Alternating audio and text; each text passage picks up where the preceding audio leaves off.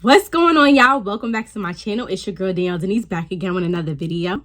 In today's video, we're gonna do a know before you go. That's right, I'm gonna give you the ultimate guide, tips to planning the best, the most perfect trip to Disney World. So if you're interested, as always, you sit back, relax, and we're gonna get right into it.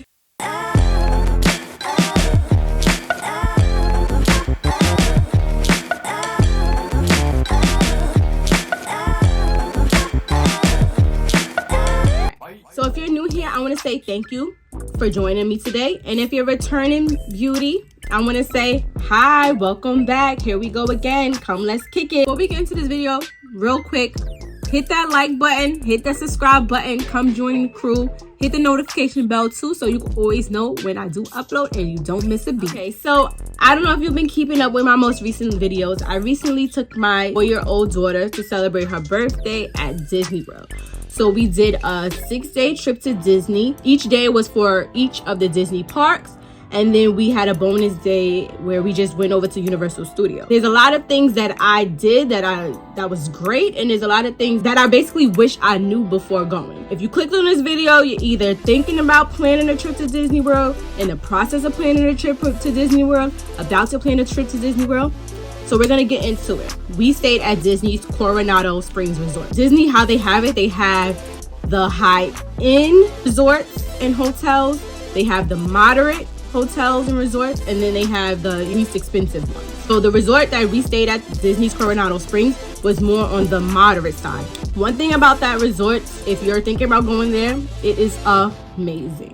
That resort alone, you need a whole day just to cover it. For each day of the trip, we did a Disney park. I never really had a day dedicated to actually exploring the resort. One thing that I would do and I would suggest is, if you are like me and you're going for a long duration of time, if you can add in an extra day for a rest day, I would highly suggest you do that. If I could do it all over, I think my very first day that we got there, I would have made that a rest day, preparing us to having the eventful time we did. Because it was like, soon as we got off the plane, it was go time. We hit the room, literally dropped our bags and went straight to Epcot. If I could do it all over again, I think I would have just made that day the rest day to just explore, the resort, hang out, relax, and chill. And then start bright and early the next day with going to the parks. But I think that first day, your travel day, I think you should just make it where you just hang out and just relax in the resort. Okay? Because the remainder of your trip, you ain't gonna have no time to relax. It's gonna be go, go, go, go, go, go, go. Another tip, you're a parent, you know your child. So you know if your child is gonna get tired after a while from doing extensive walking, because that's literally all you're gonna be doing is waiting on lines and walking around. So you know if you're gonna need a stroller. My tip would be to bring a stroller, or if you absolutely against bringing a stroller, just make sure you have enough change to rent the strollers at the park per day. The stroller rental, I believe, was like about $20 to $30. It was around that price range. So if you're willing to do that every single day of your stay, then that's fine. By all means, do that. But if you're trying to save money and, make it where you have more funds to go towards other things while out there, I would say just bring a stroller with you. I got my stroller from Walmart. Oh no, I think it was Target for $20. So my one stroller that I paid $20 for, I was able to use for multiple days rather than paying the $20 per day. We went to 5 different parks. So that 5 times 20 or 20 to 30, you do the math. I saved about a good $80. The next, know before you go. So what happens is, when you set up everything with your resort and your tickets, basically like you reserve your room, you're holding your reservation, and you only have to do like your deposit. For instance, my room was attached with 2 adults and 1 child. So we had to put like a deposit of about, I think by $350, 2 or 3 days to make the deposit to hold your reservation so that they can have it for you. So that's due like immediately. The remainder of the trip, what my room did is we budgeted ourselves. So the whole entire reservation was about, I have notes here. So my room came up to about a little over $3,700. So we went from November 10th to November 15th. So like I said, the first 300 or 350 was due up front within the first 2 to 3 days of when we booked the reservation. And then we had all the way up until the month before we came, everything had to be paid in full. So by October 11th, everything had to be paid in full for everybody's room. We started planning in April, beginning of May, and then we had until October to pay. So we had 5 months. So what my room did is we budgeted ourselves. We divided up how much we had to pay for those 5 months, and we knew that every month we had to, or every couple of weeks, we needed to make a payment to cover our monthly fee, if that makes sense. So let's say if my responsibility was to pay the whole $3,300, I would divide that by 5. So for each month, I know that's how much I have to pay for that month.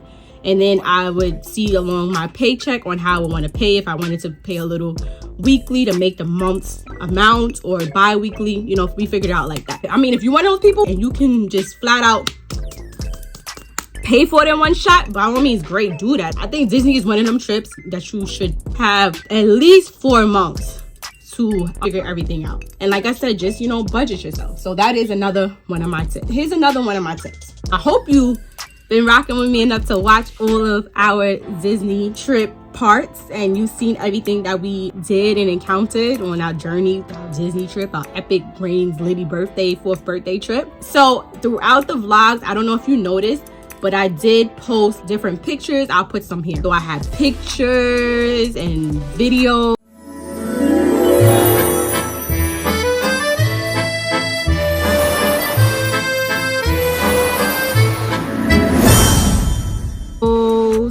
These were all supplied by Disney. I would suggest, especially if you have like a large group going with you, just invest in the memory maker. Now, what the memory maker is, you pay for it ahead of time. I believe you can even pay for it while you're there, but it's cheaper, I believe, if you pay for it at least 3 days prior to when you arrive. And what you do is you pay for, so the park can take all your pictures for you. And when you go to the park, they either give you a card that you can scan, like your ticket and everything is either on your card, or you can use like your smartphone. If you have an iPhone, it could be attached to your Apple Wallet. I think I might have the card. One moment, let me go get the card to show y'all. Okay, so this is like what the card looks like. It just looks like this, and this is how like you scan to get in, and everything is attached to this card. You can even have your debit card attached to this card, so while you're in the park, you're just using this. Yeah, it's that real. Or you can have your Apple Wallet, and I'll probably insert how it looks on the screen somewhere around here. What happens now is when you're in the park, you're always going to run into the cast members that are taking pictures. You know, they have the camera, they're taking pictures of you. Even when you get on rides, they take pictures of you, and they have the videos, like the cool videos that I did upload, that's from the rides. So when you're going on rides and when you're going around the photo people, you just hand them your card, or you show them your pass on your Apple phone, your Apple Wallet. They scan it and they start taking the pictures of you. The rides, when you scan it, they time it and they figure it out enough to know what picture you're in. And everything gets stored on that memory maker. So everybody in my party, while they were going on rides, they were taking pictures, they scanned this, and then everything went to that one internal photo album. Once the trip is done, they give you like about a little over a month to capture all your pictures. You save all your pictures on your videos, and you can just print them out on your own leisure. I feel like that was like one of the best things I could have ever did. What I plan to do for my daughter's 4th birthday is I'm just gonna print out all the pictures and, you know, and make an actual photo album for her. I'm not gonna lie, it was a little pricey. It was like almost $170. I know, but it's worth it. Think about it, these are memories. So rather than you always having to click your own photos and everything, you can just have them take the pictures of you, especially like the ride pictures. Instead of having to go and pay for your ride pictures, they automatically have it sent to your memory maker, and you have everything to keep your memories inside. Another one of my know before you go tips. Okay, y'all, so I had to come in and do another voiceover, as I always do when I remember something that I need to say. So with editing the video, I realized I didn't touch on the park hopper. If you're thinking about adding the park hopper option to your Disney reservation, a park hopper option is basically when you can hop from park to park after 2 p.m. So let's say you start off in Epcot, and then, you know, you feel like, oh, you want to change to maybe going to Magic Kingdom or Animal Kingdom, after 2 p.m., you have the option to go to see another park. This would be my know before you go tip. If you have your reservation or your stay to visiting Disney World theme parks mapped out, where you visit one park each day, I would suggest that you can do without the park hopper option.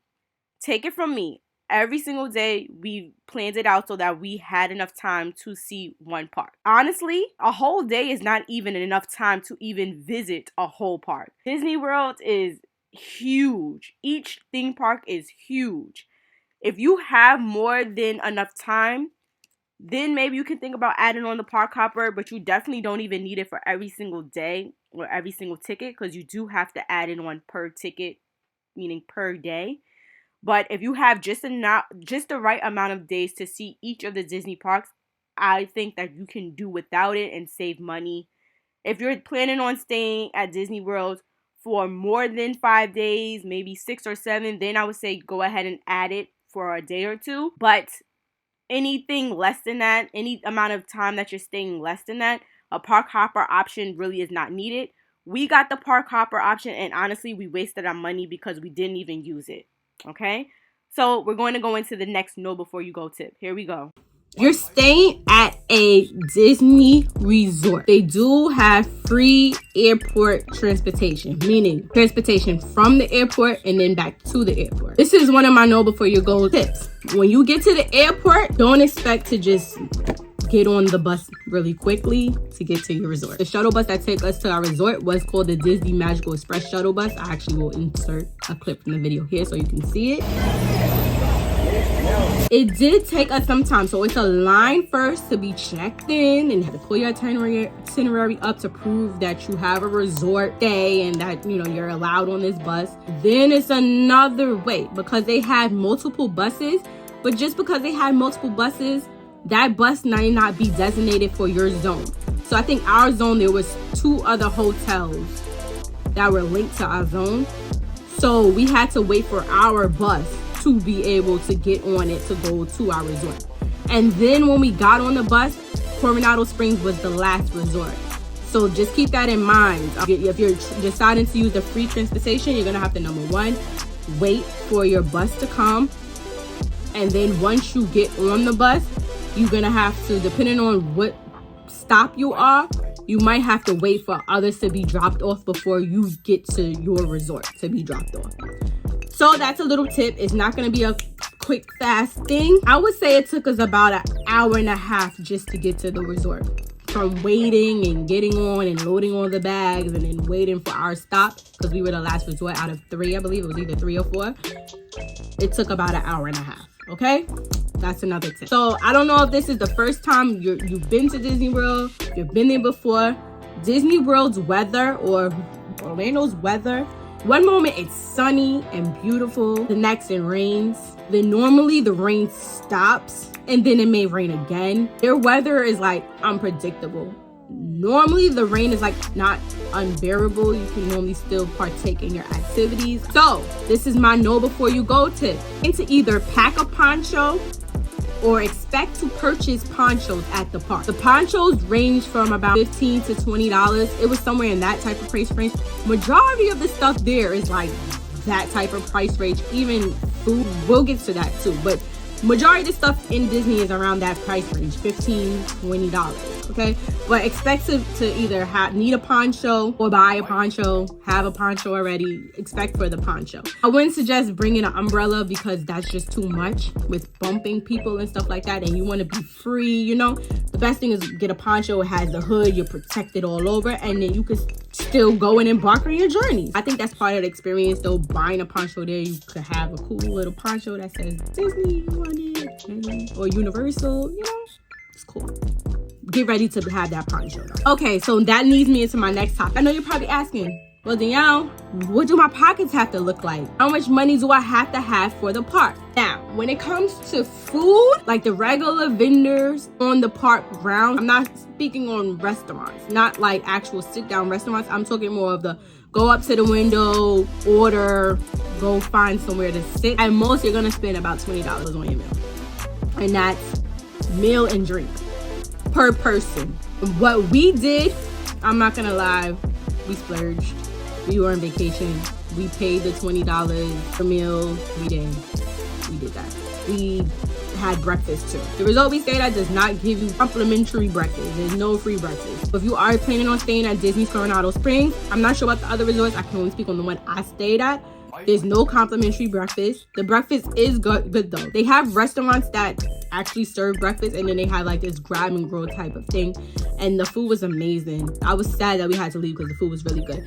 And when I say grab and go, like, it's fresh. They're making it right then and there, and you can request, like, for instance, if you see a platter and you see that it has bacon, eggs, and sausage, and you want to add a hash brown, you can just ask them, and they're very nice. They'll be like, okay, and they'll go in the back, prepare it or whatever, and give it to you. They had like breakfast sandwiches, they had bacon, egg, sausage, they had these huge donuts. I had me a glazed donut almost every morning and a side of sausage, and that whole thing filled me up for the morning. And like I said, the donut was like this big. I literally ate it with a fork and a knife. It was great. And I had the man warm it up. Oh, God, it was so good. It was so good. I missed that donut. It was better than Krispy Kreme.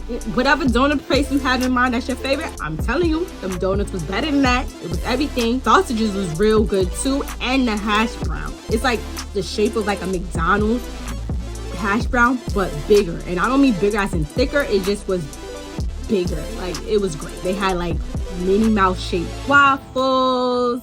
They had French toast. They had pancakes. The breakfast was really good.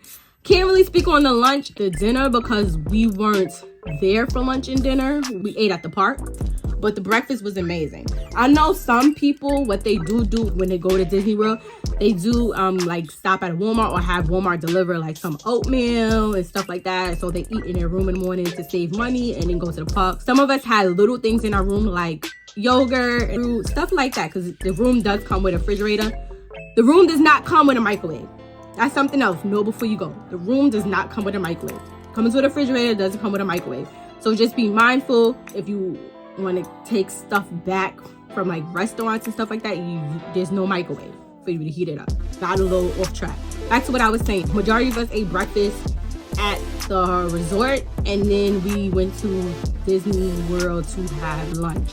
So, because of COVID, what Disney has now is you have to book your dining at actual restaurants prior to you even going there. So if you want to eat out every single night, you're literally gonna have to go and make a reservation prior for every single night or whatever restaurant you want to eat at. Oh, but don't hold up, wait, there's more. You can't make a reservation immediately. Remember I told you we booked our stuff end of April, beginning of May? In the April, beginning of May, we could not go on in and book our reservation to eat at a restaurant. It didn't even open up yet. To be able to book your dining, it opens up 60 days before the start of your reservation.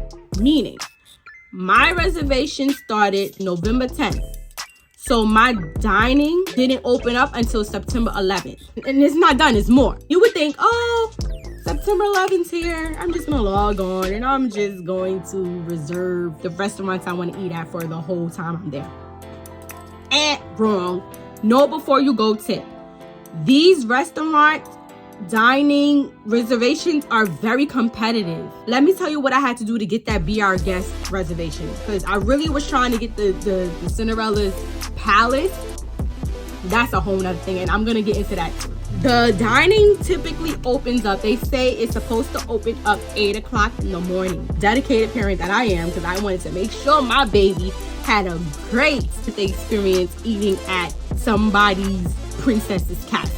Just like you, I did a little bit of research and I spoke to the cast members on the phone. I already kind of knew it was competitive. Lucky for me, September 11th fell on a Saturday, so I didn't have to work, thank God. So what I did was I stayed up the entire night. So September 10th, I did not go to sleep. I started at midnight because there was rumors that the reservation does open up prior to when they say it does.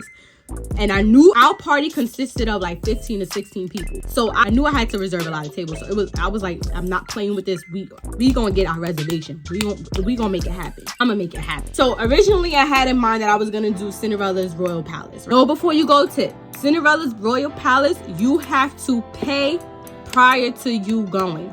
which was fine. Cinderella's Royal Palace, like adults, it's a prefix menu. Be Our Guest too is the prefix menu. I believe Cinderella's Palace, don't quote me, I think it was about $60 per person. And then if you were under a certain age, I think it was like $40. I gave you an appetizer, an entree, and a dessert. So Cinderella's Royal Palace, they don't pay that. You have to pay that when you book and you reserve that. You have to pay for it in full. I got on the going for the Cinderella's Royal table. I tried every hour. 12 a.m. it didn't open up. 1 a.m. it didn't open up. 2 a.m. didn't open up. 5 a.m. it opened up. Soon as it opened up at 5 a.m., Cinderella's Royal Palace for the November 12th, it only had one table available that sat 4 people. I could not get a party bigger than 4. I was like, oh my God, what am I gonna do? What am I gonna do?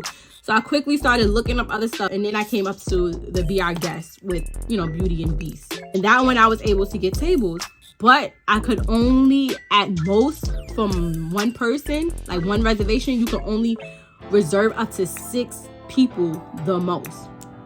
So I had my mother on deck, and then I had my child's godmother on deck.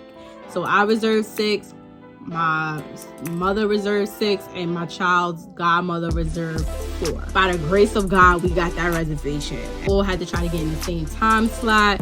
So 2 of us got it for $2.15, and then the other table got it for $2.20. And then the good thing about Be Our Guest, you don't have to pay up front. So just be mindful when you're booking your reservation for your dining.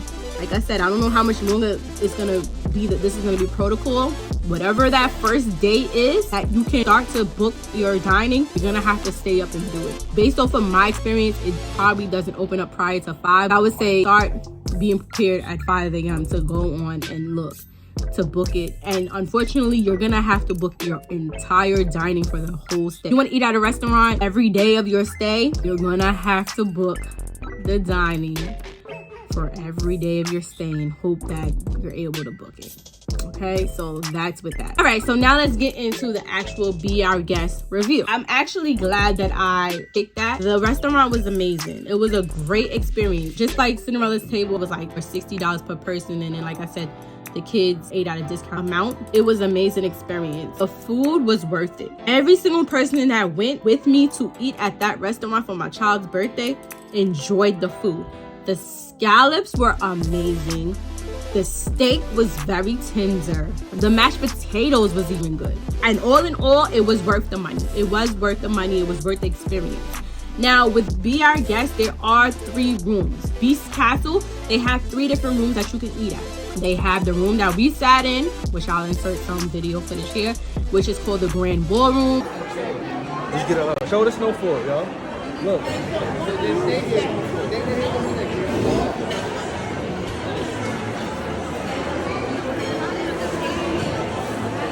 When you look out the window, you see snow falling. You have all the tables, it's like the Be Our Guests. We're in the Grand Ballroom. You have another room that's like library. I might try to look up pictures because I didn't take any footage because, with COVID protocols, they didn't really want you walking around. The library, which is more like on the quieter side. It's still nice, but it's more quieter side.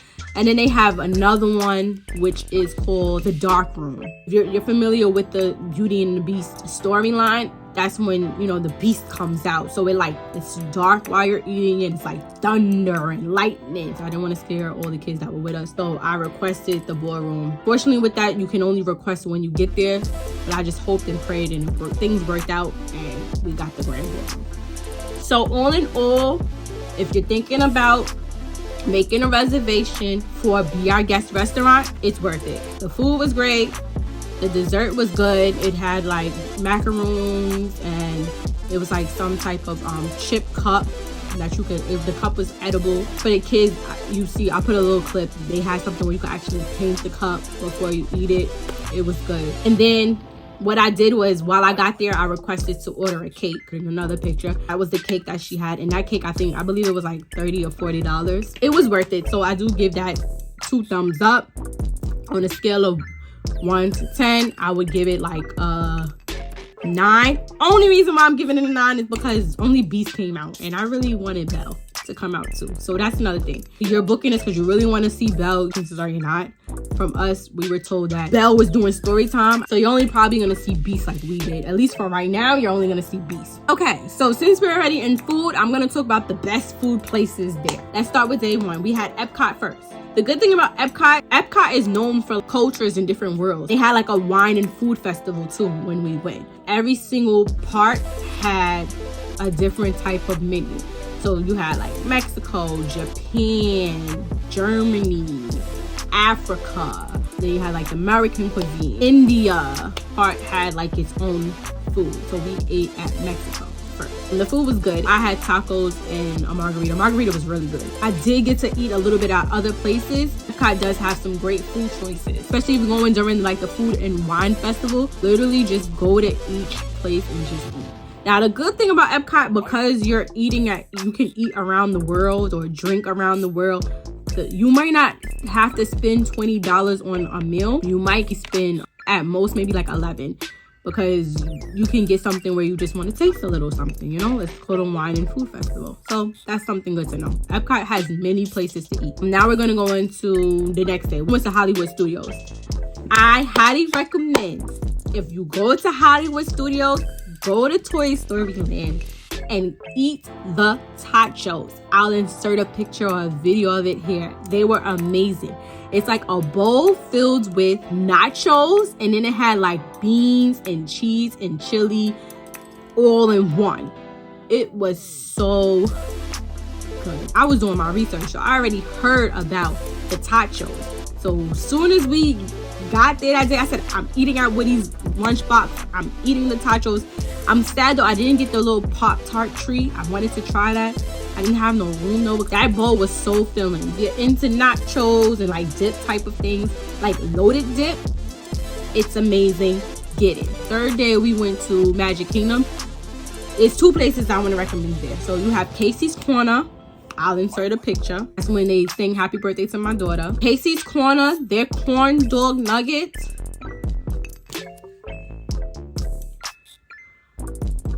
I would go back there just to eat the food. Like, so normally when you go to theme parks, the food it just be regular like pizza, hot dogs. You know, it be really basic. And sometimes it really don't taste that good. But Disney, their theme park, their food options, you're going to have some good food, okay? I'm telling you. Magic Kingdom, go to Casey's Corner and get you some corn dog nuggets. You will not regret it. And basically what it is like little hot dogs wrapped in a batter. And I know you're like, oh, Danielle, it's like a regular corn dog. No. Whatever they wrap they hot dog in, whatever type of batter that is, that ain't no regular corn dog. It's amazing. I'm telling you, try it. And I would highly recommend too, if you're able to get a Be Our Guest restaurant reservation, that restaurant too, the food was actually really, really good. The day after that, we went to Universal Studios. I have a whole segment on that. So I'll save that food part for that when I talk about Universal, because I have a segment where I'm going to discuss Universal Studios, okay? But then the last day we went to Animal Kingdom. Animal Kingdom too has some very good food, because they have like sections too. Their Africa section had like these dumplings. They were so good. I'm gonna try to look it up really quickly when editing the video, so I'll put it in a split screen and I'll show you the name of the place and the menu. Their dumplings were amazing. My mother also ordered a pulled pork sandwich, so if you're into pulled pork, she did say that it was really good. So that's my recommendations for Animal Kingdom for the food.